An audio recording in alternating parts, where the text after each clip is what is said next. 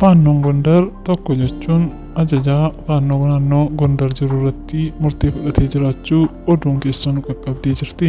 Ashamaa dhaggeeffattootaa fi jaallatamtoota maatiiwwan miidiyaa Kiilolee odeeffannoo wayitaawaa guyyaa har'aa qabanneen hamma dhumaatti nu waliin turan affeerraa keenya. Faannoon Gondar tokko jechuun ajajaa faannoo naannoo Gondar jiru irratti murtee fudhatee jiraachuu oduun keessoo nu qaqqabdee jirti. Gareen kutaa waraanaa Waaliyaa jedhamu guutummaan guututti ukkaamsuun ajjeesuusaa dhagahameera. Kutaan waraanaa sun tokkummaan waraana eegalan erga xumuranii booddee dukkanaan marfatanii waraana irratti banuu isaanii dhagahamteetti.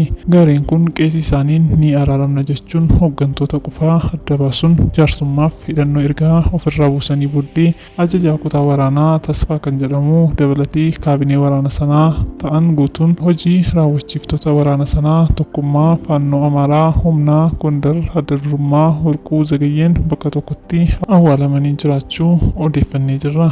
Qinxaaleeyyiin naannoo Amaaraa yeroo maraa waliigaltee dhabaa turuu ishee kan beekamu yoo ta'es akka odeeffannoo tibbana dhagahamaa jirtutti kan duraarraa adda durummaan wal fixaa jiraachuu beekameera.